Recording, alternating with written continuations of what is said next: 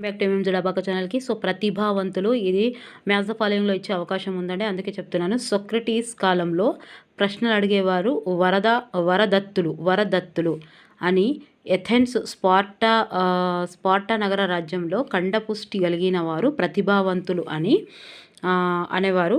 సింధు నాగరికత కాలంలో భవన నిర్మాత నిపుణులు ప్రతిభావంతులు మన దేశ జనాభాలో 2.5 వరకు ప్రతిభావంతులు ఉంటారు.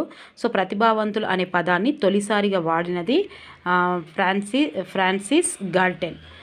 ప్రజ్ఞాలబ్ధి 140 లేదా అంతకంటే ఎక్కువ ఉన్నవారు ప్రతిభావంతులు టెర్మెన్. ప్రజ్ఞాలబ్ధి 130 కంటే ఎక్కువ ఉన్నవారు ప్రతిభావంతులని హలింగ్వర్త్ బేకర్ చెప్పారు.